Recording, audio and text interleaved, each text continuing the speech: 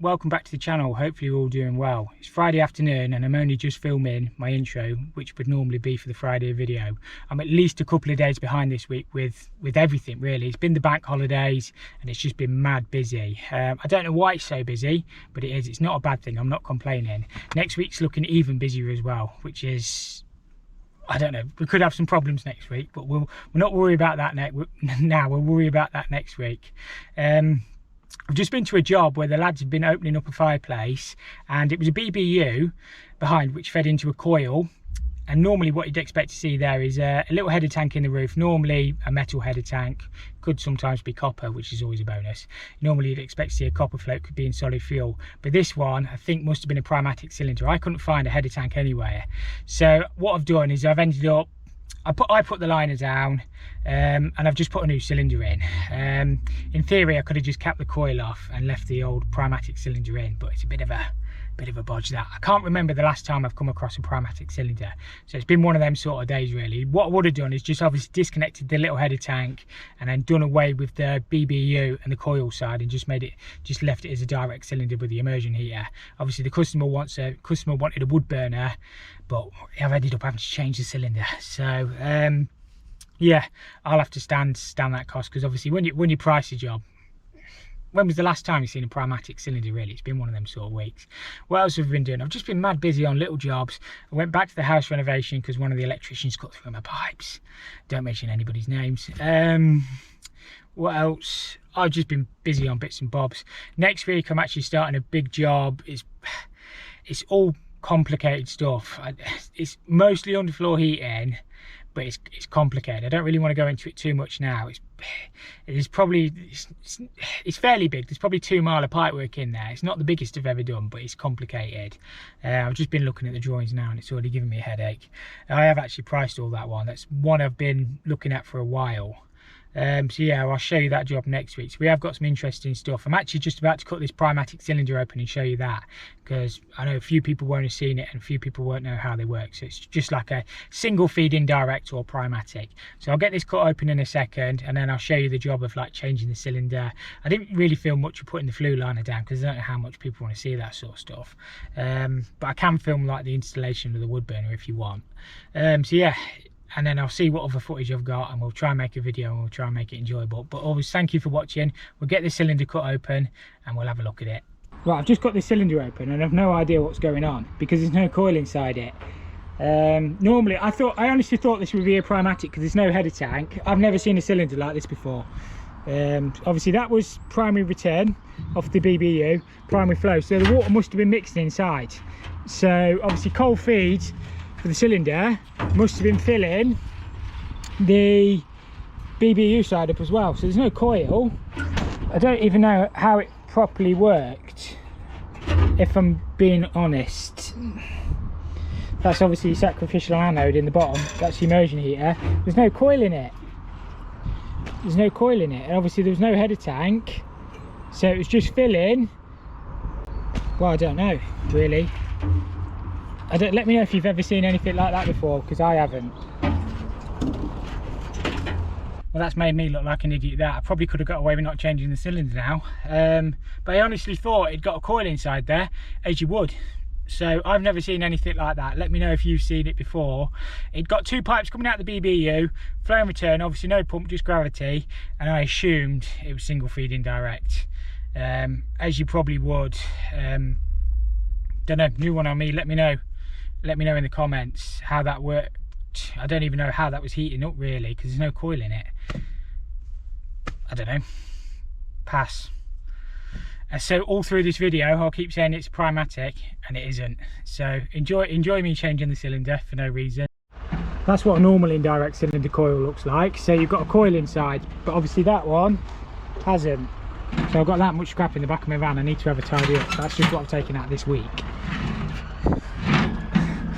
Yeah, I don't know, I've never seen one, so you learn something new every day in this job. I don't know if you're able to hear me, but I'm just putting a wood burner in with a liner. It used to have a BBU behind the fireplace, and what I was going to do is just make this into a direct cylinder with no central heating, It was just heated by the wood burner from the BBU. The problem I've just realised is this is a pneumatic cylinder, so single feed indirect. There's no header tank for the heating. So inside here it's like a chamber which takes the expansion from the wood burner. So we're probably going to end up having to change the cylinder now. I didn't realise obviously when I looked at it. It's just a 900 by 450 cylinder, so I've probably just put a direct cylinder in. So there's no cold feed for the heating. It all works through this chamber. Sorry, GoPro went. So that's primary flow that used to come off the wood burner. Off the BBU is an open fire, and that was the return. And inside there is a coil, and then there's a chamber that fills the heating. Obviously we don't need the heating anymore, but I can't really leave this cylinder in as a pneumatic and not have anything off the coil. So I think I'm going to change it and just put a 900 450 in, and then that'll do that, which is a bit unfortunate for me, but it is what it is. And as I say, that will keep that tank up there, which will feed the cylinder, cold feed, and then just hot out the top, and then no coil.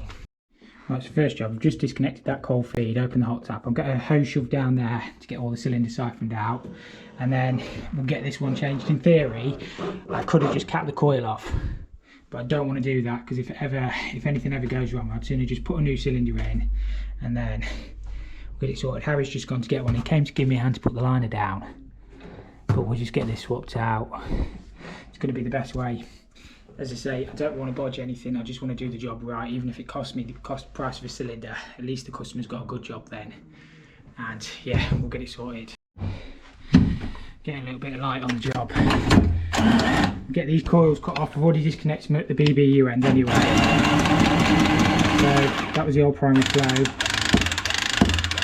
And then, it's the only thing that it is good, but you get caught.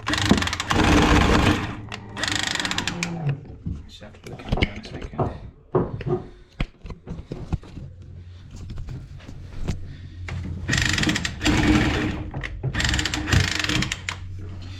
And then cut the primary return off as well.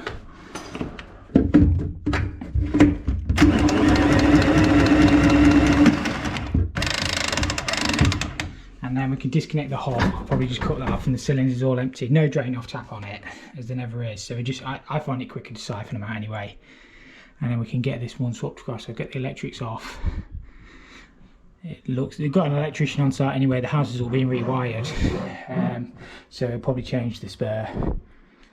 But we'll get him to look at it. It looks like it's been flexed off, but you can probably hear downstairs the rewiring it all, which will be fine. So I should just be able to send it out now.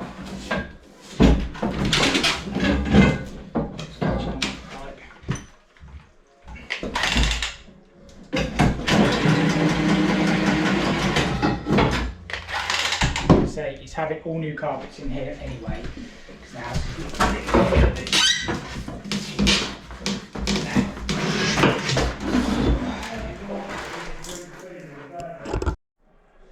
Just a little bit gone through the ceiling, ammonia downstairs. Just leaving my mark. So all we need to do is pick this cold feed back up with the lever valve and that hot out the top, and then all this BBU is done away with on the back boiler, and then it'll just be heated by the immersion heater. As you can see, it's all been rewired. That's why I've not got any dust sheets down. So we actually came just to relight the chimney and put wood burner in. Obviously it's quite windy up here. I didn't realise it was a BB. I knew it was a BBU in behind the old open fire, but I didn't realise it was a pneumatic cylinder. So rather than bodging it and just capping the coil off, the cylinder's quite old anyway, I'd sooner just put a new cylinder in. I know it's going to cost me a little bit of money, but at least the customer's got a better job. And yeah, we know we're going to leave the job in a safe condition then. And if that tank ever split inside the cylinder, it's just going to be horrible minging water inside there going into your hot taps. But that's my view for today anyway. So we've already got the liner down. The liner went down really easily. We've just got to sort the pot out and obviously put the hanger on. But I don't really film too many of the wood burners that I do, but if you guys want to see some more, I can film more. But I'm just waiting for the, I've already got the cylinder out, I'm just waiting for Harry to bring the new cylinder, and then we'll just get this one swapped across quickly. So what we've got on this cylinder, obviously immersion heater, hot out the top. We're going to blank that secondary off. We could use that for a shower or a secondary. We don't need that on this job. I don't know why 900 450's got one of them on. I don't normally have them. And that's cold feet. So that'd be perfect. It is an indirect cylinder, so we are just going to blank the coil off, but it's perfectly acceptable to use an indirect as a direct. It's just not many people keep directs on the shelf. So all we'll do is we'll just blank them off. But it's different to a Primatic, which has got a vessel inside. So we'll just get this one plumbed in. What I'm also going to do, put it on some bits of wood. I've got some 3x2 to get some airflow under the cylinder, stop the floor rotting out. The floor's fine, but it just stop it rotting out. So I always use Loctite 55. Don't like this Rapid Blue stuff. I know it's good, but I've never had a leak with Loctite. So we'll get all these made into the cylinder and we'll get the cylinder positioned. So I always put too much on, and then just a little bit of jet blue over the top, and then screw that into the top of the cylinder, and that'll never leak. So what I always like to do is get a couple of pieces of timber underneath the cylinder. It just makes for better airflow, and then we can sit the cylinder straight on that. I might pop a couple of screws in them as well, but the weight of the cylinder will hold it down. So cold feed will drop down this side off there, lever valve, and then hot straight on top, and then that's that done. We don't need a coil. So cylinder's all prepped now. Just blank the secondary off, and I've just put some caps on the coil in case the coil ever leaked. But at least that should be fine. So it's a direct cylinder, not indirect. Right, I've just got the cylinder positioned. We need hot with a rise to the vent, and cold feed will drop straight down, which is not too bad. So I'm just going to cut this off here. So we're going to be there somewhere. And then we'll solder a new T on, so it's got a rise across to the vent. We couldn't go up and then back down. So it just, obviously that's going to be too close. So we need a gentle slope. So a little bit of jet blue over the top into your fitting. It's a little bit tight, that one, and then we'll just knit that up, and then elbow on there, across into a T, plumb them up, and that's the hot done then.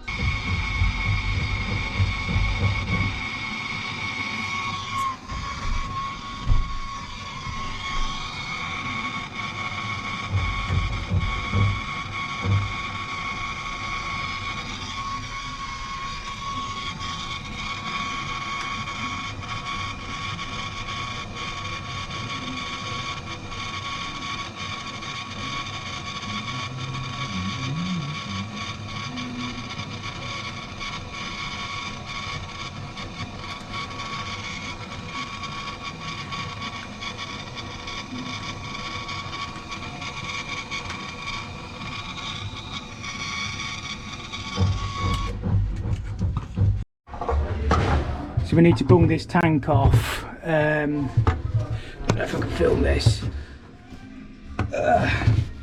So torch is in the way. Can't put my torch down, then you can't see. The outlet, can you see? Wet sleeve. So bung that off, and then we can change that service valve. Got a wet sleeve. We can change that service valve for a lever valve, which is a lot better. Right, we just opened this service valve into a tray, into a bucket.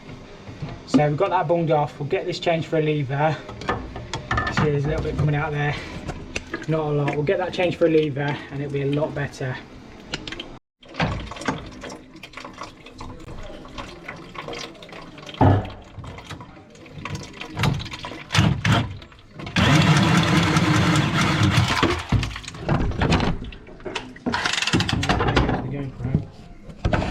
Good catch on the GoPro.